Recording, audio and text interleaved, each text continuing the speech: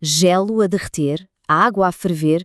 A gente vê estas transformações todos os dias, não é? Mas raramente paramos para pensar na física incrível que está por trás de tudo. Hoje vamos mergulhar exatamente nisso, nos segredos por trás dos estados da matéria. A gente pensa que conhece bem estes três estados. Sólido é duro, líquido escorre e gás, bom, é gás. Mas o que é que, lá no fundo, a nível fundamental, define estas diferenças todas? A resposta é bem mais elegante do que parece. No fundo, tudo se resume à dança das partículas. É isso mesmo, o estado da matéria é definido pela proximidade delas e pela velocidade com que se movem. Num sólido, elas estão ali, bem juntinhas, só a vibrar no lugar. Num líquido, já conseguem deslizar umas pelas outras. E num gás? Aí é liberdade total. Elas movem-se por todo o lado, quase sem interagir. E olha que a história não acaba por aqui. Para além dos três estados clássicos que toda a gente aprende na escola, a física moderna já fala em vários outros. Temos o plasma, que forma as estrelas, e outros ainda mais exóticos. Mas hoje vamos focar-nos nos clássicos para resolver um mistério bem do nosso dia-a-dia. E esse mistério começa, acreditem, na cozinha. A nossa humilde panela de pressão é, na verdade, um laboratório de física disfarçado. Ela explora de uma forma genial a relação entre pressão, temperatura e os estados da matéria. Para a gente entender a panela de pressão, primeiro temos que pensar no oposto. Em lugares muito altos, tipo no topo de uma montanha, a pressão do ar é menor. Com menos pressão a empurrar a água para baixo, as partículas dela precisam de menos energia para escapar em forma de vapor. O resultado? A água ferve a uma temperatura mais baixa e, por isso, a comida demora muito mais tempo a cozinhar.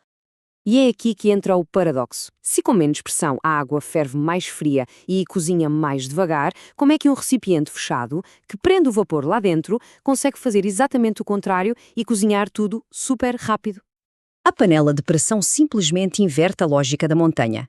Ao fechar a tampa, o vapor fica preso e a pressão lá dentro sobe para quase o dobro da pressão normal. Com esta pressão toda, a água precisa de muito mais energia para conseguir ferver e a sua temperatura de ebulição sobe para uns 120 graus Celsius.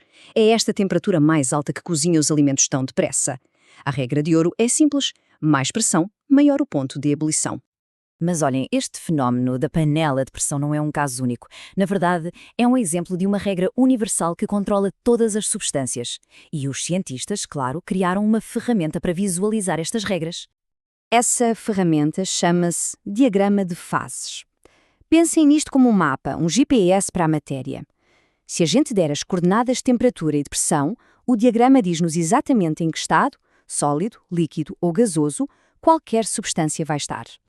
E as fronteiras neste mapa são precisamente as mudanças de estado. Temos a fusão, quando o sólido vira líquido, a vaporização, do líquido para o gás, e até a sublimação, que é aquela passagem direta de sólido para gás, como acontece com a naftalina. Cada transição destas tem o seu caminho bem definido no diagrama. Mas esperem, ainda há mais uma peça neste quebra-cabeças. Mudar de estado não é algo que acontece do nada. Tem um custo de energia que muitas vezes nos passa completamente ao lado. E esse custo chama-se calor latente. E aqui vem a parte mais surpreendente. Durante a mudança de estado, toda a energia que entra no sistema é usada só para quebrar as ligações entre as partículas. A temperatura não aumenta. É por isso que um copo com água e gelo fica parado nos 0 graus Celsius até o último pedacinho de gelo derreter.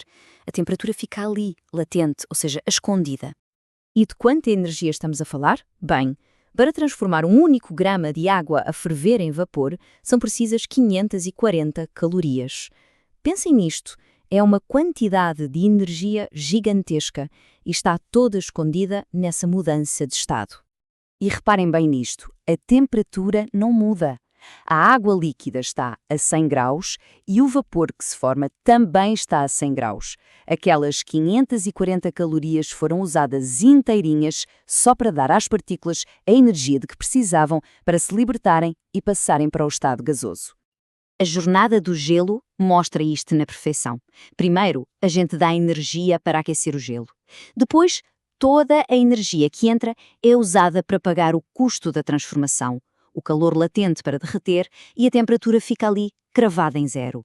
Só depois de todo o gelo virar líquido é que a temperatura da água pode finalmente começar a subir.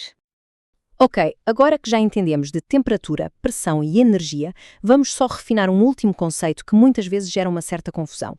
É super comum ouvirmos vapor d'água e gás oxigênio e acharmos que é tudo a mesma coisa, não é? Pois, para um físico existe uma diferença fundamental e muito importante entre as duas palavras. A grande diferença está num conceito chamado temperatura crítica. Abaixo dessa temperatura, chamamos-lhe vapor e conseguimos transformá-lo em líquido só aplicando pressão. Mas se a substância estiver acima da sua temperatura crítica, aí já lhe chamamos gás. E neste caso não interessa quanta pressão se aplique, ele não volta a ser líquido a não ser que seja arrefecido primeiro. É uma regra simples, mas que define tudo. E assim, fechamos o círculo. Da panela de pressão na nossa cozinha até à diferença entre gás e vapor, no fim de contas, tudo se resume a esta dança entre energia e pressão. É ela que dita como a matéria se comporta. Isto deixa-nos com uma última pergunta, não é? Se explorarmos condições cada vez mais extremas de temperatura e pressão, que novos e estranhos estados da matéria ainda nos esperam por descobrir no universo? A investigação continua.